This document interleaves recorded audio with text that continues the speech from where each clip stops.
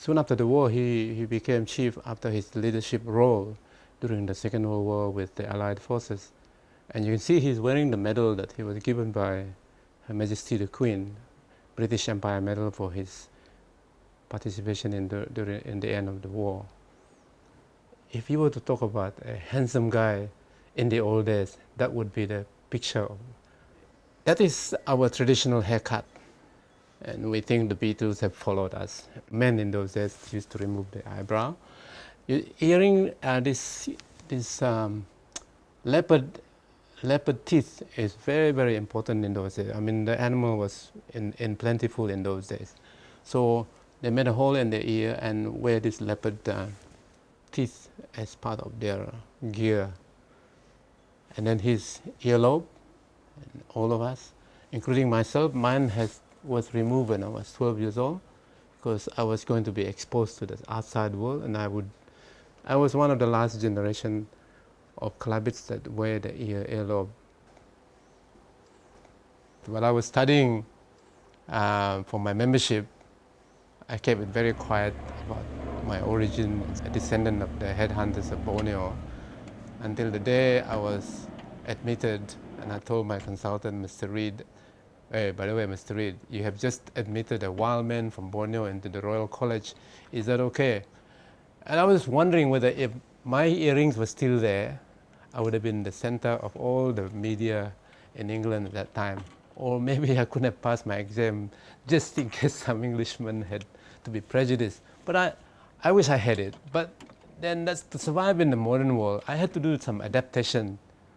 Deep down, the physical appearance is one thing, but to be a Kelabit is another. I mean, knowing your origin and so on, I cannot change from within, whatever pressure that may be. So, to me, the significance is that he was awarded the British Empire Medal. I'm awarded the member of the Royal College of London, and I say, grandfather, Ponglo Lawai, I have done what you have asked me to do.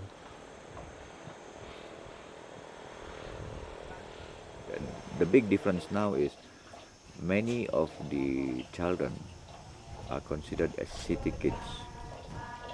Even those who are born in the village like this, after the age of 15, then they leave for the city, and then they will adopt the city culture, which is slowly coming into the village like this, a small village like this. The city culture is seeping in slowly. And this is a sort of trend that we are going to lose our culture.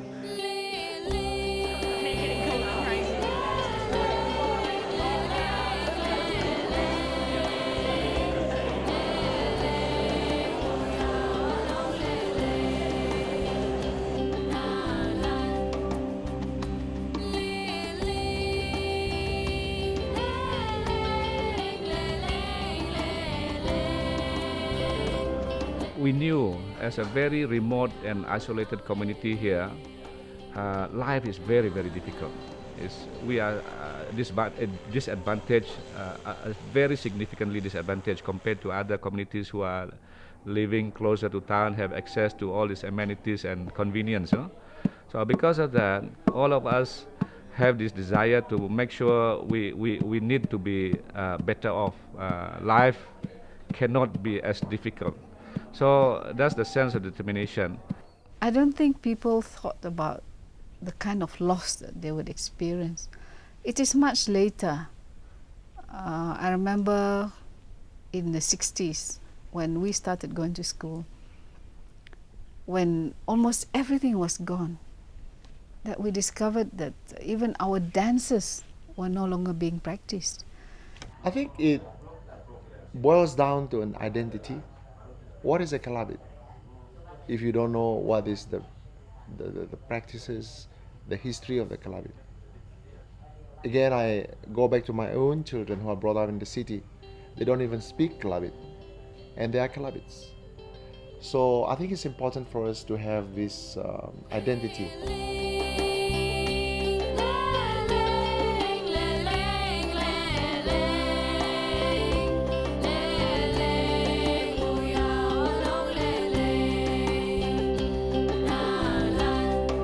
Kelabit people lived isolated in the remote highlands of Borneo, which straddle the Malaysian and Indonesian border. It wasn't until the 1930s that they came into contact with Europeans, and in the 1950s with the rapidly changing world of the 20th century. During this period, the Kelabits on the Malaysian side of the border quickly adopted Christianity, gave up headhunting, and were going to university and working in the modern Malaysian economy. There are about 7,000 Kelabit people, and the biggest Kelabit village is Borneo, the highest village in Sarawak. In 2012, Deakin University was invited to assist the Kelabits to develop a concept for a community museum. We started saying, surely not everything Kelabit is wrong. It cannot be that everything Western is right. It cannot be that everything Western is Christian and everything Kelabit is non-Christian. It cannot be. There must be something in our culture that surely is can be considered still good. Obviously, I think the next generation, especially those generation who are born and brought up in town, when they want to reconnect to their roots, I think by the time, if we don't document, record this information right now, it would be lost, you know. So I think we have a very good representative covering the valley. Actually, we consist of like 13, 14 villages. So the only one I think I can foresee here is Palongan, because Palongan is 4 hours away from here. So the representative at this meeting is quite good. I think it's like 99%. Okay, I think that's all. I don't want to keep on talking here. So I think I have explained the intention, the community museum. So actually some of them have participated in the original meeting when we started last time. And I think what the impression here, I just ask them again that they confirm their support and willingness and excitement on the community museum. It's a first baby step on this very long journey.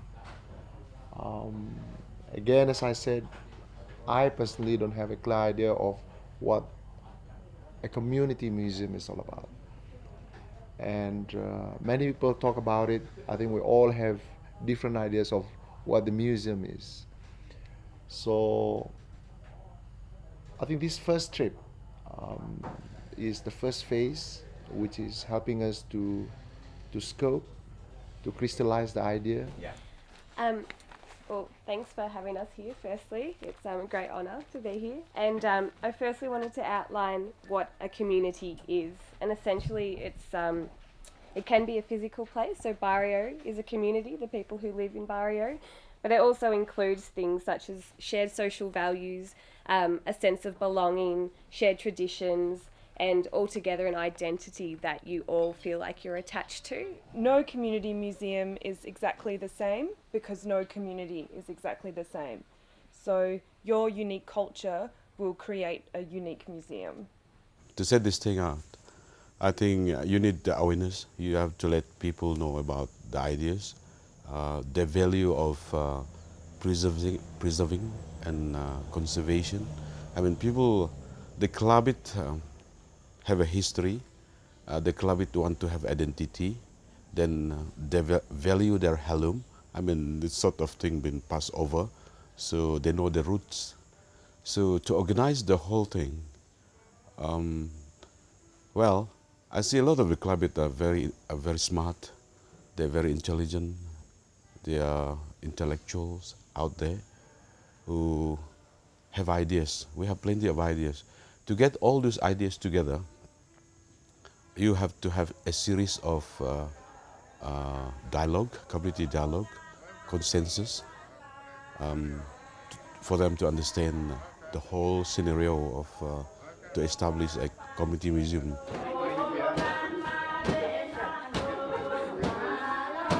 And then the songs that they sang, it's like a chant. We have a few, in fact, but that is the standard one. Like what I said to you just now. In the old days, We didn't have any radio, no internet, So the old folks said, how did we come to know that you were coming?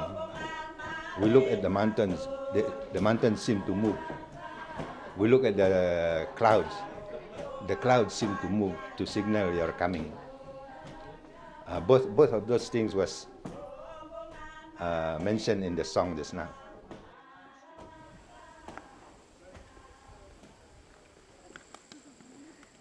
Lak dia ngetau mere 5 tahun. Lepas tu layu museum sini. Dulu karena malam ini dia tahu mere itun ngada. Lepas tu lalu di kolino deh. Atau mentoriak dulu tahunan masa karena betulu baru. Toriak lekatang riak tu kan mere kolino mode kapai dia lak ko kerap kerana. Jadi perlu dengan kita. So in this phase of the project, we are really very interested to know what you would like this museum to be, what you think may be of value to you, and we would also like to know what kind of material we might be able to use and to use to develop the stories that go into this museum. And one of the ways in which we are trying to understand the importance of Kelabit history is to ask people to talk a little bit about the objects or the artefacts or the tools that they have in their homes and they use in their lives, or that they have inherited from their parents. Different sound. And this was made by my late father. So he wrapped it in this so that it can, so it's just like this. This is how I...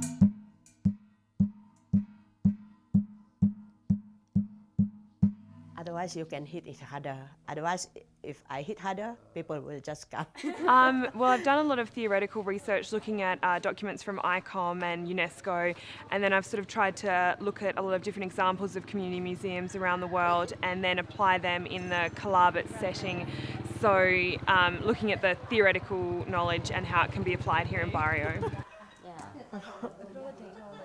It's so beautiful. The field school with the students has been built around a scoping exercise to try and understand the potential to create a community museum here in Barrio, and primarily what we've been doing is undertaking a lot of community consultation and getting to understand what sort of resources the community has that may support a community museum project. Another goal of ours was to work out what sort of cultural assets they had that could be utilised for this museum. Alay kang kambing sini. Sini, bao rawir kang kambing sini. Bao rawir ini tuan kami ke peta. Abi kami kira tahu dong Kelabit. Inan mesti inan peta ini. Ini tanda tahu dong Kelabit. Rengak ngilad. Si betul naam peta. Nani dah malai dah naam nukinan, naam nukiding ada.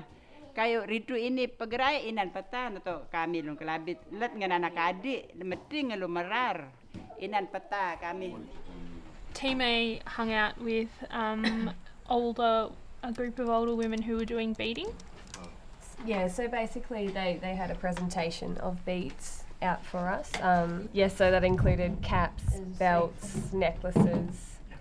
There are about 7 women that we spoke to, and a number of women who stood around as well. And so we just kind of carried on a conversation with Janet about what the significance of the beads, the colours of the beads, when they wore them. And then that just led to other questions as well. And then we did speak to some older women, attempted to, but we're actually going to go back and speak to them more and prepare some questions, as we just felt that we weren't getting a lot out of them. What's the potential for beads in this museum? We asked the women what they wanted, if they had a choice of what could be featured, and the majority said the beads I think because they all play a big part in making the And necklaces. it sounded like all women have a part in making beads, whereas not all of them do basket weaving and not all of them do the other kinds of things. We've interviewed people at the longhouses. I've rifled through their bits and pieces and looked in their family photos and interviewed them about all their precious belongings and some of their not so precious belongings, and talked to people and shown them books and looked at what they've got to show. I still remember we used to make rice wine in here, my grandmother and my mother. When there's big feast, that's what we serve the people. One story I know is like they get them from Sabah. People from Sabah will sell them through Baklalan, and from Baklalan they go to the people in Indonesia, Kalimantan, Indonesia. That's how they come here. They are bought by my grandfather. He go traveling and he buy it with buffaloes. After they agreed, that would be like 2 or 3 times the negotiation. They have to travel like 1 week to Indonesia. The question of whether it to be on loan or whether to be donated, for example. Like us, this is our heirloom. This, brought down from the grandparents. Right. So for us to part, I think it's a great loss to us as well, because we also are talking about our Kelabit history, our Kelabit culture, based on all these old artifacts. So unless there is some sort of arrangement, like in the Srab Museum, for example, you want to borrow, you want to buy, or you want to, maybe those that are stored in Srab Museum, you think they will allow you to bring it back and say, okay, to be established in Barrio. So I think the Srab Museum is much more appropriate. What we're proposing with the artefacts is that we're using the artefact as a way for people to tell their stories around those artefacts. Yeah? In the museum, if the museum begins and has a program which might involve, say, exhibitions, different kinds of exhibitions, then we would hope that people such as yourself may lend things to the museum for a little while for that exhibition, and then you take them back again. Yeah? The idea is that the community is actually involved in the interpretation process. Yeah? For the last 2 years now, older generation nearly like within this month, 4 are gone within a month. Then we lost some of the stories, some of the histories through them, and I'm not very sure how many people has returned, all the stories that what they have, which I'm sure that they brought it to the graves. So this thing is we need to identify and document stories about the past, because for us, our generation, actually we lost it. We lost some. We don't know the stories of certain issues. I was asked to look into collections management issues in relation to material culture that we would find in the Kelabit highlands. I was also asked to look into intangible cultural heritage, so things such as dance, song, social activities, practices, beliefs, that kind of thing.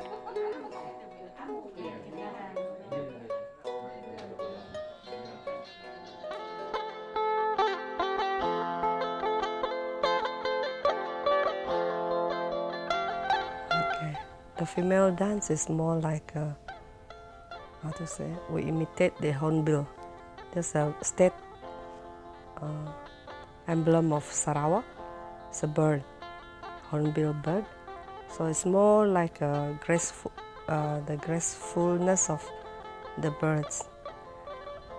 Even throughout the dance, the different pattern would just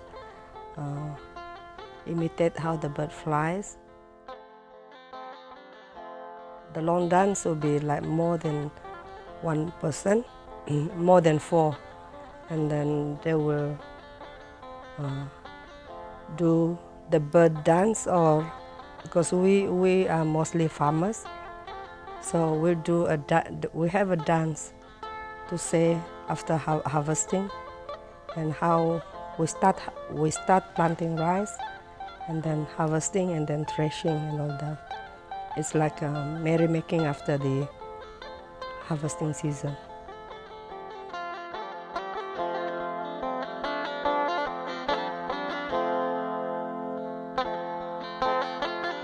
I walked around town and discovered all the heritage sites and created a map and a key to show the proposal of how a heritage trail could work in this area. This is the biggest dolmen, the biggest cultural sites in the whole of the highland. And this sites here is a burial sites for normally in those days, but there's no proper records of how many hundreds of years or how many thousands of years. So we know it's a burial sites, and the name of the person is Ritong. He's an aristocrat. This will be a memorial for the older generation last time to identify the class system in those days. Probably this belongs to the high class people that can afford to do this.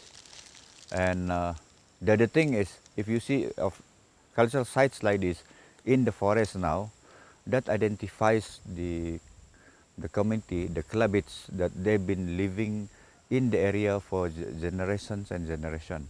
So among the other tribes in Sarawak, they don't have this kind of cultural sites to identify that they've been living in the area. We needed to understand the extent to which they felt that they needed a community museum, and I think we're well on the way to making a very good argument that that is the case. So that's a really major achievement, I think. If we can develop the city center and including this hill, I think we're just a bit up, and then it's quite visible from the main road. And I think if we make it quite unique, I mean, the design, the architecture must be very Kelabit, just like what we have there.